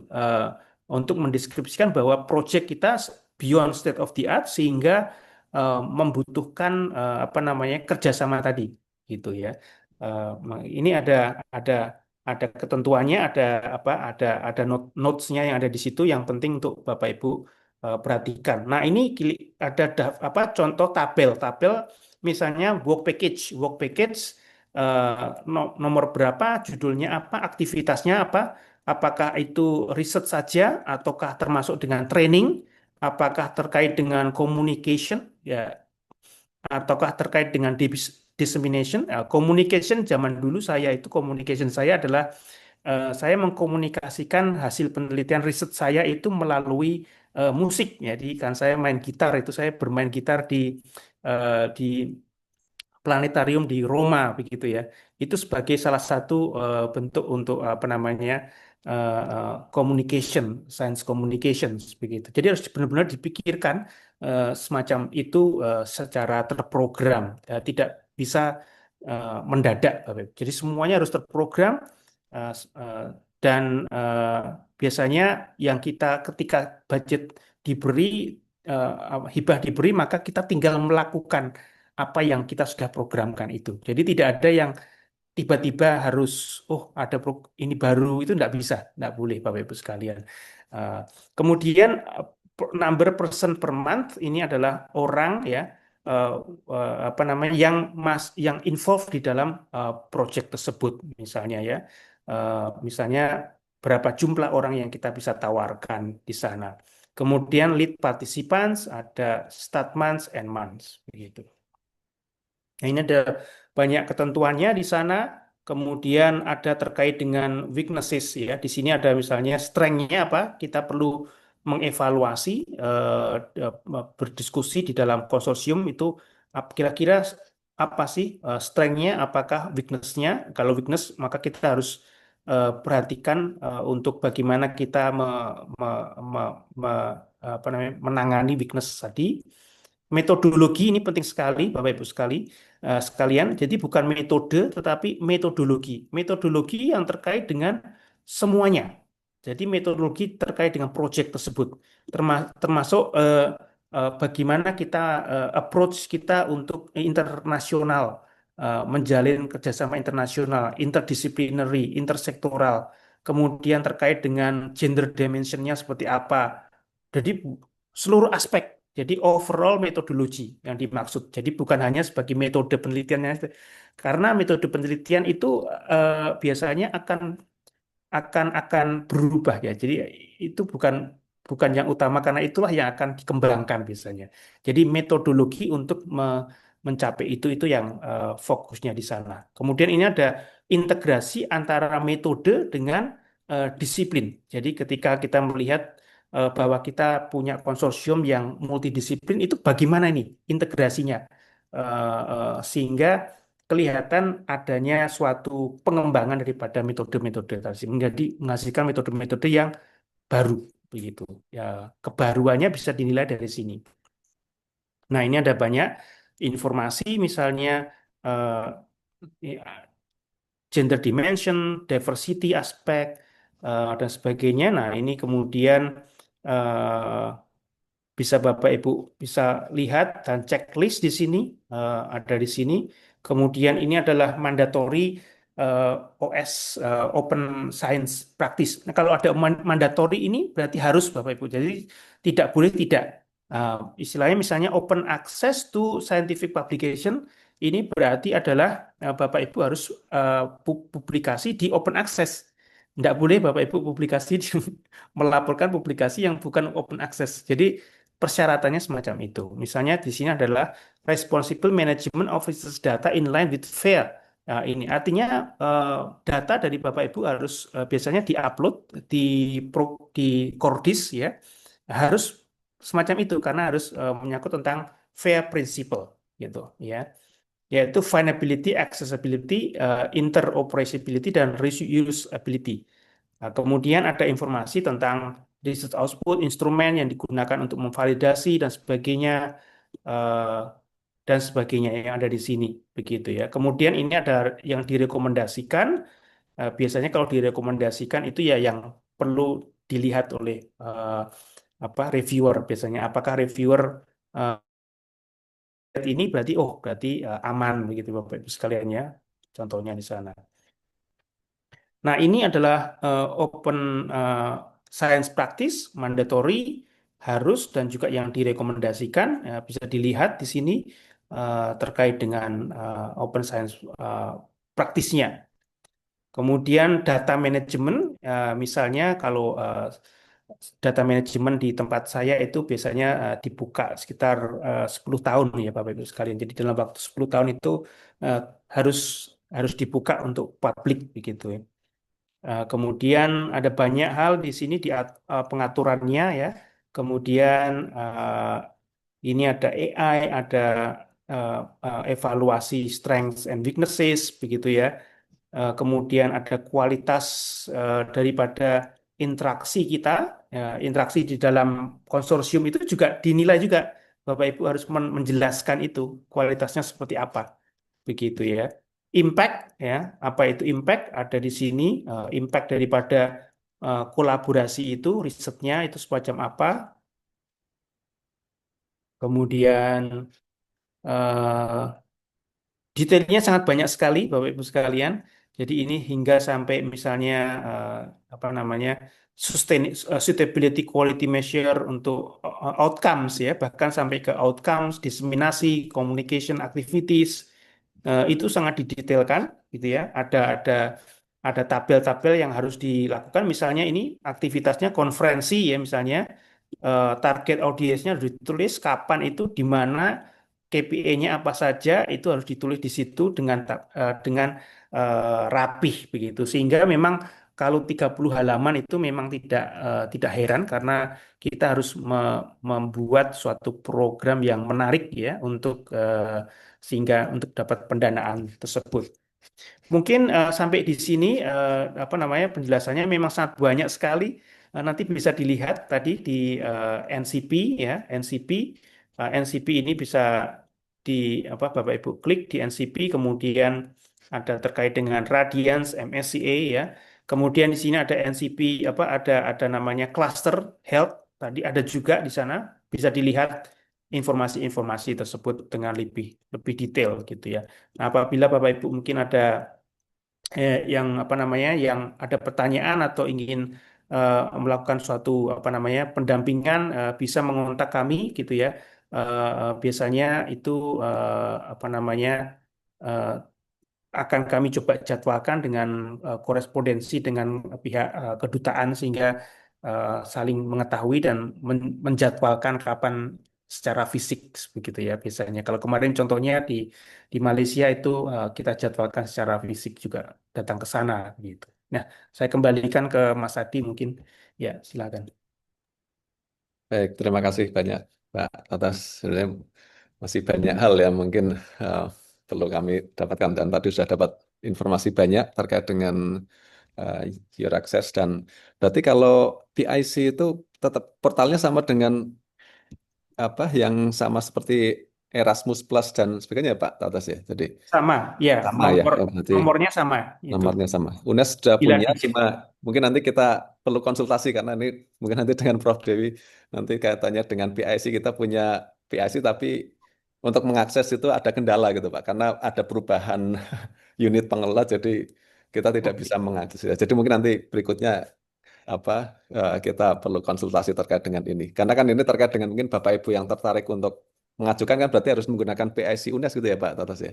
Iya, iya. Jadi nanti Ah, bisa kontak ke helpdesk, hmm, helpdesknya di apa namanya di EU Tender Portal itu tadi mengontak ya, mereka.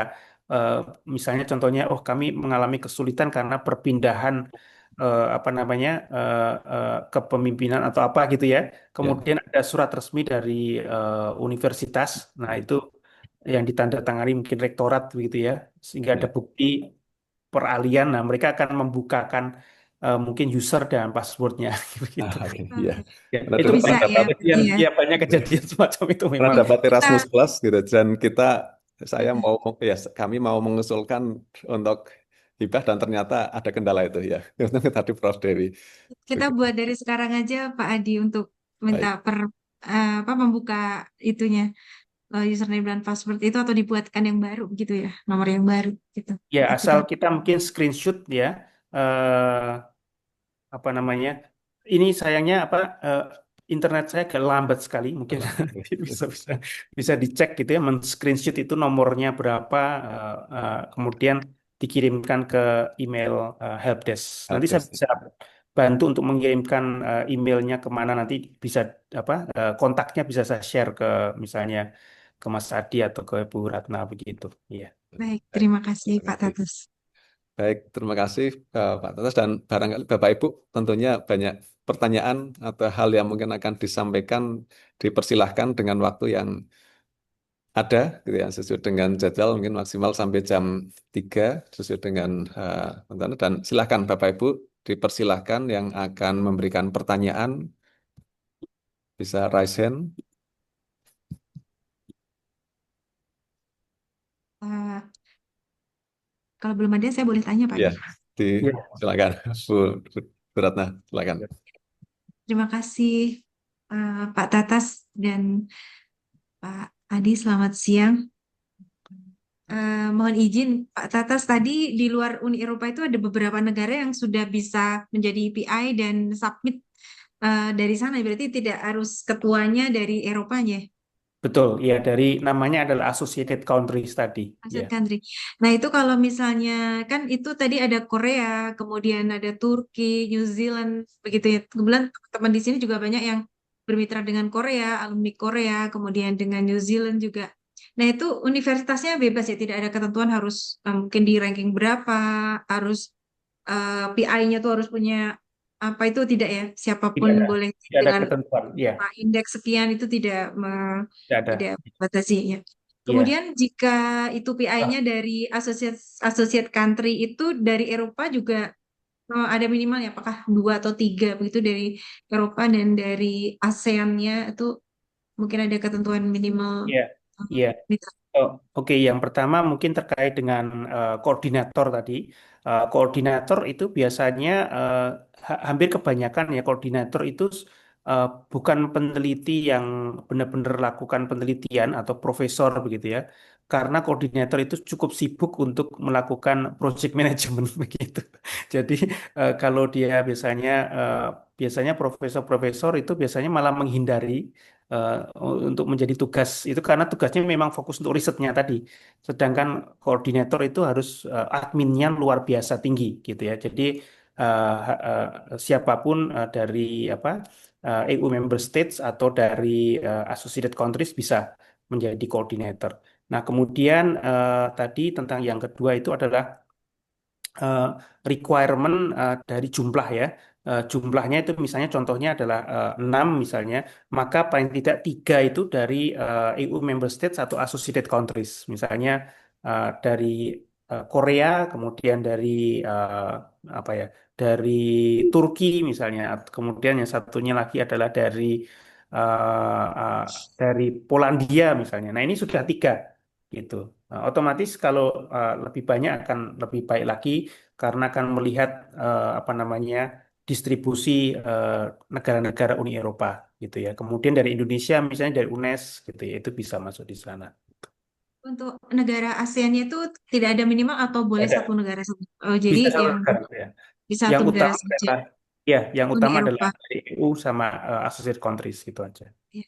Kalau misalnya dengan negara-negara yang Eropa Timur ya, seperti Poland, Ukraina, begitu, Ya. Ceko, mungkin itu apakah peluangnya juga lebih besar gitu ya dibandingkan dengan Eropa yang sudah lebih maju gitu, wilayah Eropa yang lebih. Iya, kalau dari lihat statistik sih semacam itu ya, hampir mirip dengan Erasmus gitu ya. Jadi misalnya, eh, tetapi juga apa namanya eh, ditanyakan apakah biasanya mereka di dalam universitasnya memiliki departemen yang khusus untuk menangani proposal untuk hibah-hibah MSCA begitu. Jadi eh, mengontak biasanya rekan kita harus mengontak ke departemen itu, International Office atau apa begitu ya, atau LPPM di sana semacam begitu. Sebenarnya Pak Adi, kita itu dulu punya teman yang selalu ngajak ngajukan nih dari Tartu University Estonia. Nah, Ah, mungkin barangkali bisa menarik. kontak lagi. Iya, iya, Ya, iya, itu sudah bolak-balik kita tuh diajak, tapi waktu itu kenapa ya mesti nggak berhasil gitu. Nggak berhasilnya tuh mungkin kurang dari konsorsiumnya atau di awal tuh belum berhasil. Ini jadi mungkin bisa kita ini iya, lagi colek lagi teman iya, lama yang iya, kartu itu. Ya, iya, mungkin dari Pak Adi nanti bisa bantu kami untuk apa mencari mitra yang lain, misalnya mitranya Ya. perlu tiga gitu. iya. Ya, Kebanyakan kalau saya amati itu kegagalannya adalah pada hal itu tadi administrasi biasanya. Jadi kalau kita lihat jumlah yang proposal yang masuk sama proposal yang dievaluasi itu eh, range-nya sangat besar sekali. Jadi artinya administrasinya yang eh, nggak beres. Jadi misalnya jumlahnya tadi ya, kemudian kurang. ada juga eh, mobilitasnya, kemudian person number month-nya, budgetingnya itu salah ngisinya. Nah, semacam itu. Iya. Jadi hampir kebanyakan itu cutting point-nya di administrasi tadi, gitu. Itu kan untuk hampir semua skema itu menghendaki 50% dari waktu risetnya tuh di Eropa. Begitu ya, Pak? Oh, enggak. Kalau MSCA enggak. Itu hanya ERC aja yang Ya, kalau 50% ERC. MSI itu sepertinya memang bisa untuk yang lebih apa nih entry level Iya, eh, lebih perisetnya entry begitu. level. Jadi Ya, lebih lebih ibaratnya lebih mudah mungkin ya untuk iya. ditembus ya. Untuk ditembus MSCA memang. Eh, Kalau yang MSI kan belum close nih ini. Belum untuk yang tapi ya memang sangat mendadak karena kalau Oh, benar. mau dikejar itu lumayan ya 30 halaman. Iya, kalau begitu mungkin tahun depan, prepare untuk tahun Ya, depan ya. untuk Kalau saran misalnya saya gitu. Mm-mm. tahun ini kita sudah, teman-teman di sini sudah berkenalan awal, mungkin setelah ini kita prepare untuk tahun depan, tahun depan kita boleh mengundang lagi untuk pendampingan, gitu. Iya, Eh, iya. Pas gitu. Oke. Mungkin sementara itu dulu Pak Adi. Jadi mungkin yang pertama kita minta perbaruan nomor tadi ya.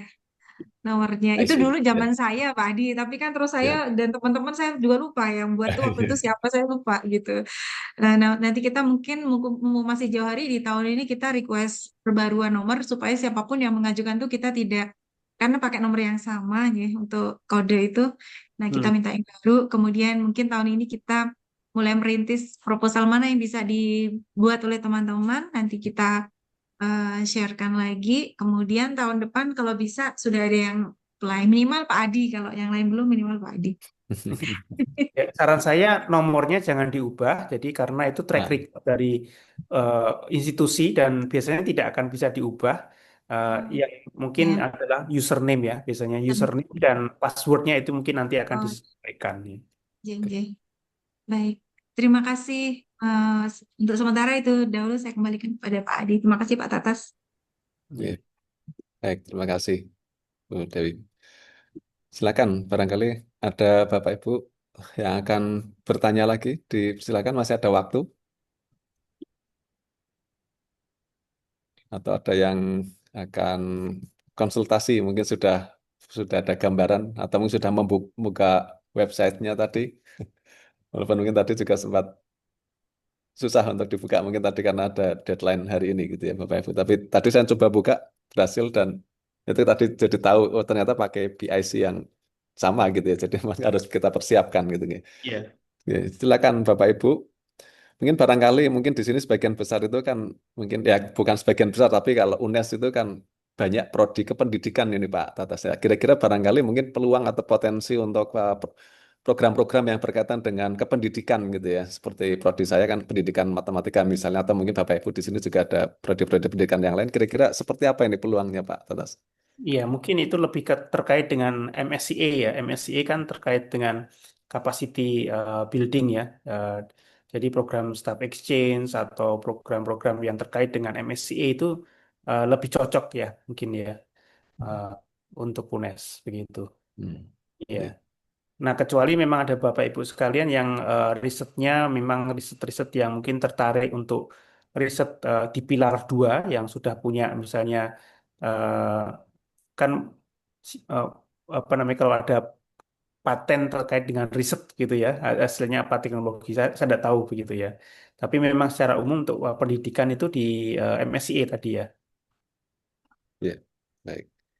Ya, karena mungkin di sini X IKIP gitu ya. Jadi di sini ada beberapa ada sebagian prodi-prodi kependidikan gitu ya. Jadi mungkin ini yang perlu kita siapkan. Dan juga mungkin tadi katanya juga ada yang individual. Jadi kita sebagai peneliti atau sebagai dosen mengajukan dan juga institusional gitu ya Pak Tatas ya. Jadi di sini Betul. jadi yang institusional berarti perlu dikelola dari unit eh, Iya, ya. Jadi mungkin barangkali dari LP2M ini yang mungkin nanti mengawal ngawal iya ya. Oh, ya, ya, Ya. Misalnya staff exchange itu institusional gitu ya. Kalau postdoc itu kan apa namanya lebih ke individu ya. Walaupun memang untuk dia pasti memasukkan PIC number dan harus dari institusi yang memberikan begitu. Ada Prof. Tandio, Pak Adi. Prof. Tandio, dipersilakan Prof. Oke, Terima kasih Bu Prof Dewi dan Mas Adi. Selamat sore Pak. Selamat sore. Saya Tandio Rahayu dari Fakultas Ilmu Keolahragaan. Tadi saya dengar kayaknya ada slot-slot untuk kesehatan ya Pak ya, Iya, yang bidangnya kesehatan ya. ada. Kami dari Ilmu Keolahragaan ini, dari Iya, Fakultas Ilmu Keolahragaan yang mungkin bisa arahnya ke bidang kesehatan gitu. Nah, yang ingin saya tanyakan tadi, saya mohon maaf kurang jelas karena sambil di kelas tadi, cuman ini sudah selesai kelasnya. Yang ingin saya tanyakan, partnernya harus dari Eropa ya Pak? Perguruan tinggi iya, Eropa ya? iya. Ah, Jadi oke. partnernya adalah institusi atau organisasi di Uni Eropa, yaitu di 27 Uni Eropa dan associated countries, begitu. Oh, sorry. Kalau London itu Kalau nggak UK termasuk? itu associated countries, Oh, masih bisa ya masih berarti bisa, ya? masih bisa. Oh, Ya, ya, ya. nanti dibantu Mas Adi. Saya kebetulan ada partner di Labro, Iya. jadi dia juga terkait dengan Penelitiannya apa ya terkait lebih dengan apa, Bu? eh, mungkin bidangnya Apa ke profil? neuroscience ya, tapi dikaitkan dengan physical activity. Oh, oke, iya. Eh, Ya, apa ini baru terkait dengan neuroscience dan apa itu istilahnya ya, physical activities itu coba saya ini kan apa eh, salah satu contohnya mungkin ya. jadi Sport yang science, sport selama science ya.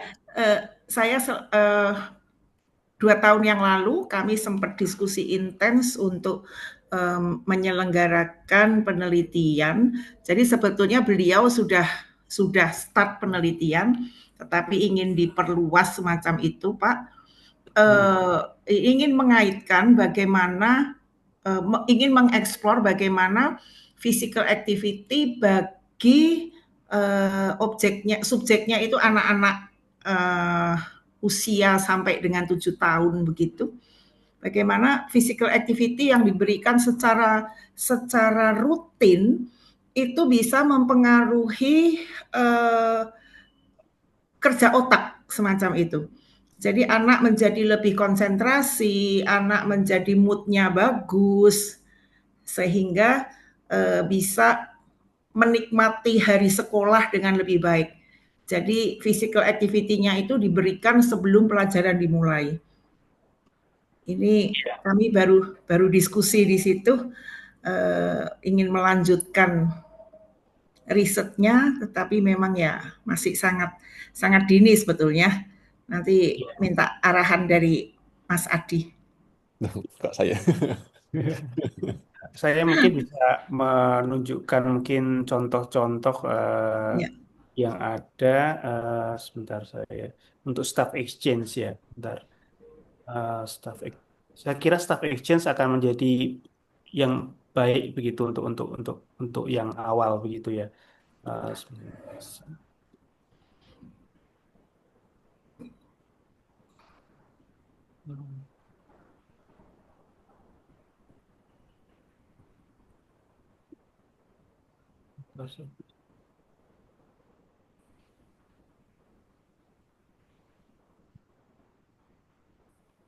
Iya, ini saya tunjukkan.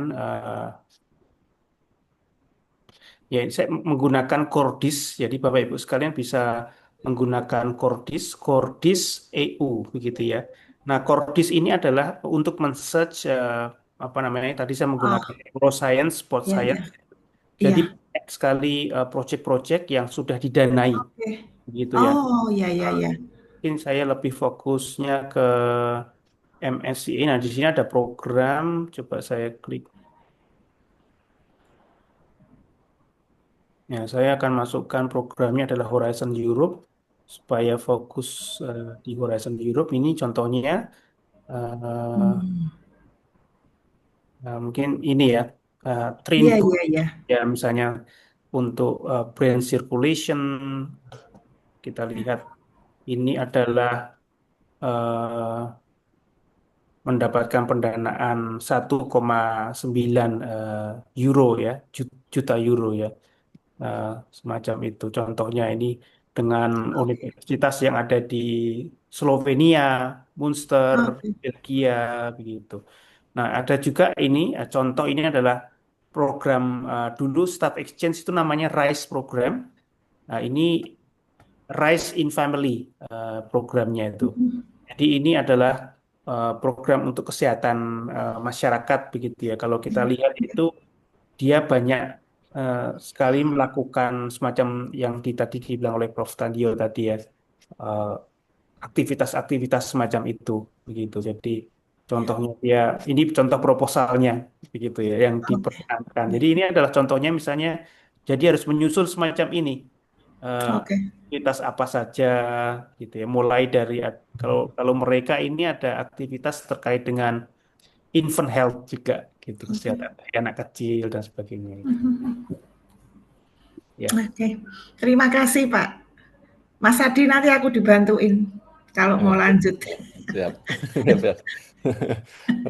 Ini sudah banyak mitra ini di Eropa Prof. Tandio ini, jadi nanti bisa lanjut. Oke, baik. Bapak Ibu, masih ada lagi? Barangkali masih ada beberapa menit sebelum jam 3. Dipersilahkan. Terima Bapak Ibu. kasih ya, Pak. Oke, terima kasih Prof. Infonya. Tandio dan nanti Sukses Prof. ditunggu. Dandio nanti dengan Denmarknya juga ya Prof. Oh Dijamin. ya, siap.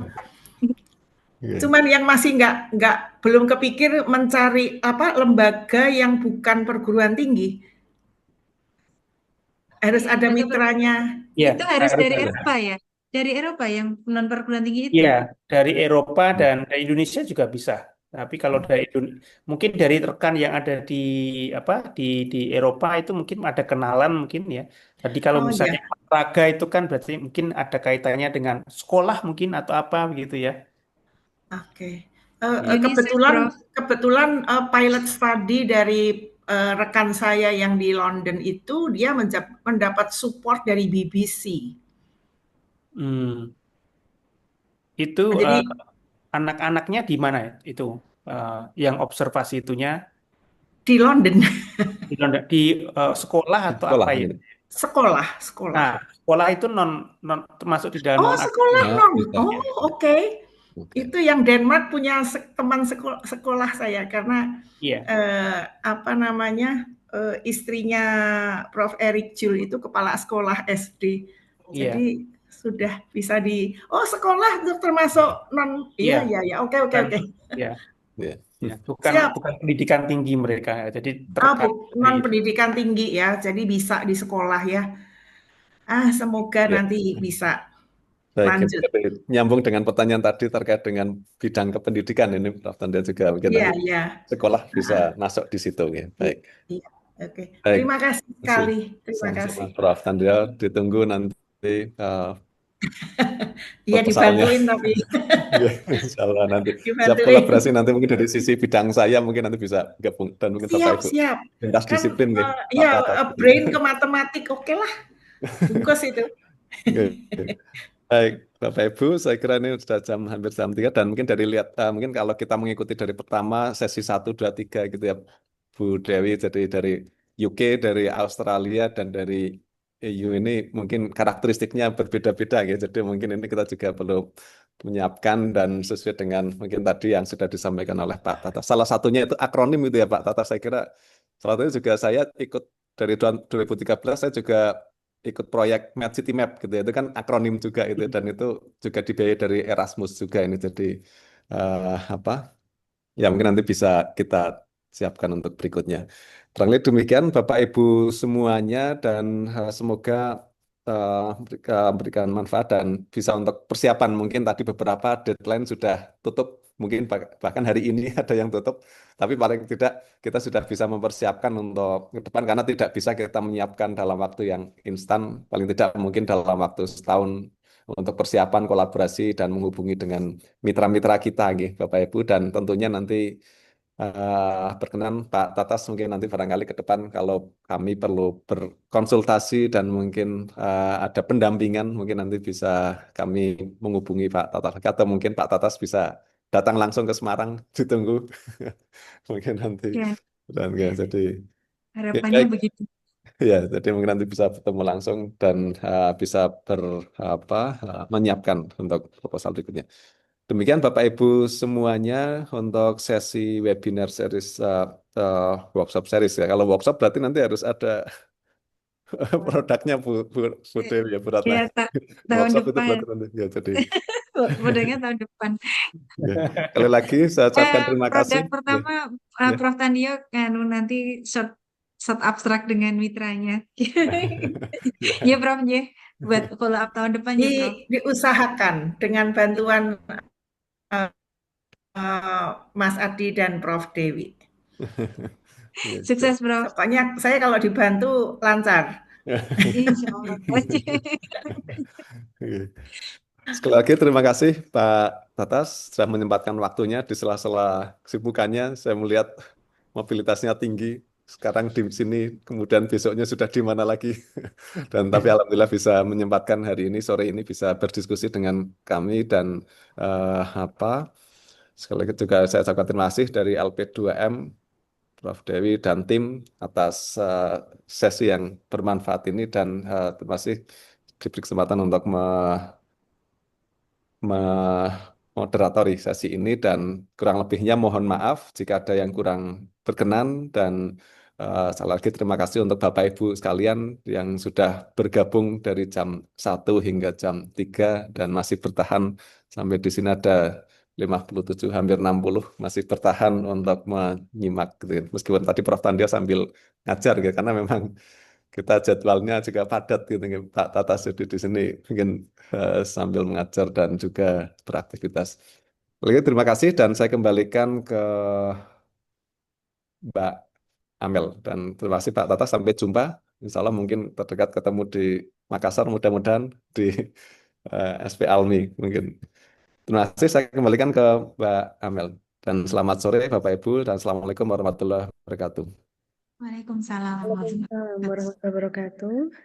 Terima kasih kami haturkan kepada Bapak Adi. Bapak Ibu hadirin yang kami hormati, dengan demikian berakhirlah agenda workshop series Strategy for Winning International Research Grant 2025 seri 3 Uni Eropa. Terima kasih kembali kami haturkan kepada narasumber istimewa Bapak KRM Tatas HP Broto Sudarmo PhD beserta moderator Bapak Dr. Ernad Adi Nur Cahyono MPD. Terima kasih kami haturkan juga kepada Bapak Ibu hadirin. Semoga materi yang telah di-share bisa memberikan manfaat dan menambah insight bagi kita semua. Mohon maaf atas segala kekurangan. Saya Amelia selaku MC mohon undur diri dan sampai bertemu lagi di workshop seri selanjutnya yang akan diselenggarakan oleh Gugus Kerjasama LPPM UNES. Terima kasih. Akhir kata, wassalamualaikum warahmatullahi wabarakatuh. Waalaikumsalam warahmatullahi wabarakatuh. Terima kasih Pak Tatas, Pak Adi, Ya, terima kasih. Terima Bapak kasih. Ibu semuanya. Saya mohon Mudah-mudahan izin. tahun depan kami ada yang submit. Iya. Terima kasih. Iya. Bareng-bareng, mari. Ya, terima kasih Pak Tatas.